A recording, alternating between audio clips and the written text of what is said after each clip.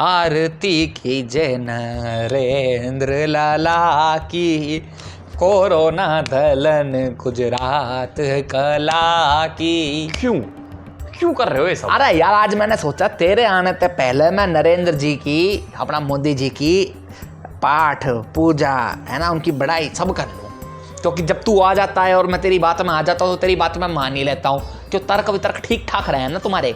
तो यार मैंने सोचा था ना पहले पहले कर लूँ ये प्रोग्राम। मतलब आप मानते हो ना कि सब कुछ अंधभक्ति और कुछ नहीं है?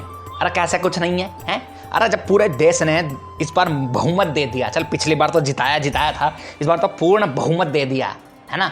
गुजरात का मॉडल देखा कितना बड़ा हिट हुआ था, उसको सोच समझ के, उसको देख के पब्लिक ने भाई मोदी जी को कैंडी वोट दी, नू थोड़ी ना बन गया, कुछ तो है। गुजरात मॉडल, आपको पता है गुजरात खुद अपने आप में एक कोरोना का हॉटस्पॉट बनता जा रहा है धीरे धीरे। कुछ भी मतलब तू बोलेगा और मैं मान लूंगा, है? मैं कहाँ बोल रहा हूँ, आंकड़े बोल रहे हैं। और तो और वहां के सिविल हॉस्पिटल के ऊपर तो हाईकोर्ट ने अपनी टिप्पणी भी दी है। क्या बोला कोर्ट ने कोविड हॉस्पिटल जो है अहमदाबाद का सिविल हॉस्पिटल, उसको कहा है एज गुड एज डंजन है।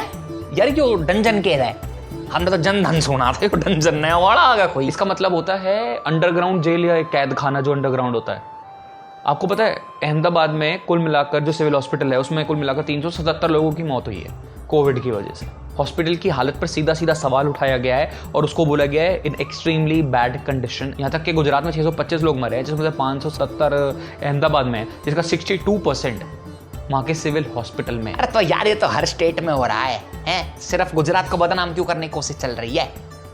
हर स्टेट का बुरा हाल है। क्योंकि इसी तरह मीडिया सिर्फ ये दिखा रहा है पूरे देश में कि सिर्फ महाराष्ट्र में केसेस बढ़ रहे हैं, सिर्फ मुंबई में ही लोग इन्फेक्ट हो रहे हैं और कुछ हो ही नहीं रहा है कहीं पे, सब नॉर्मल है।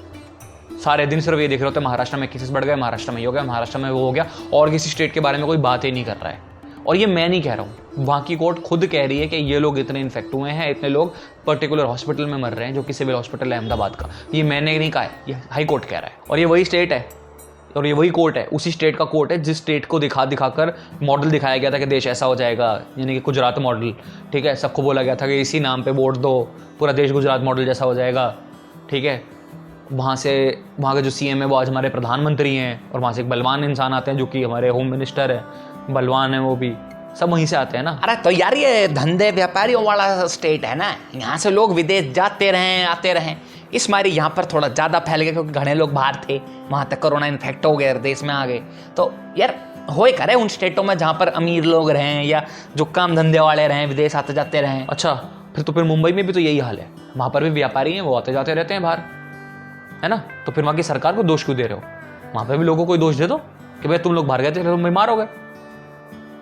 और अगर रही बात व्यापारियों की, तो सूरत में ज़्यादा बुरा हाल होना चाहिए अहमदाबाद से, पर सूरत में इतना बुरा हाल नहीं है। सिर्फ अहमदाबाद में इतना बुरा हाल क्यों है?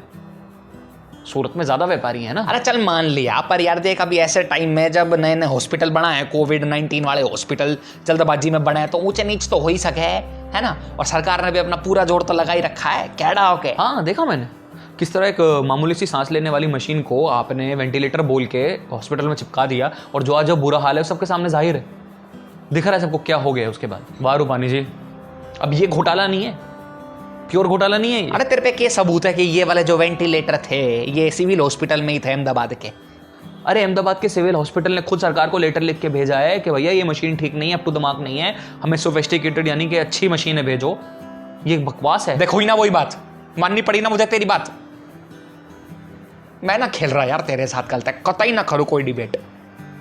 हाँ, आरती कीजिए नरेंद्र लाला की। मुझे कोई आपत्ति नहीं है कि आप मोदी जी की चालीसा पढ़ें, उनको अवतार समझे, उनकी आरती करें। बल्कि मैं तो कहूँगा रेणुपन जी, आपका बहुत बहुत धन्यवाद, आपने बहुत ही अच्छी कविता या बहुत अच्छी चालीसा लिखी है। ये भी एक टैलेंट है, और टैलेंट को जितना आगे बढ़ाएं उतना अच्छा है ना। ये भी एक आर्ट होती है, और आर्ट को बढ़ने में, आर्ट को डेवलप होने में सालों लग जाते हैं। So it's a great work. पर आप ये ना भूलें कि वो प्रधानमंत्री हैं हमारे देश के, प्रधान सेवक, और वो जो भी करते हैं उस हर चीज़ पर उनकी हमको जवाबदेही बनती है।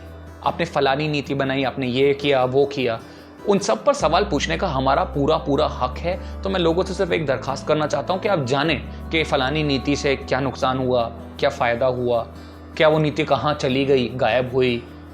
तो आप सवाल पूछें, सवाल पूछने का हमारा पूरा हक है। और उसके बाद आपको जो करना है कीजिए, आरती कीजिए, चालीसा पढ़िए, पाठ कराइए, जो मन करता है करिए। और हाँ, वो इस चैनल को जाके यूट्यूब पे सब्सक्राइब भी करिए, है ना। फेसबुक पर जाकर लाइक कीजिए, इंस्टाग्राम पे हमें फॉलो कीजिए। तब तक के लिए जय हिंद।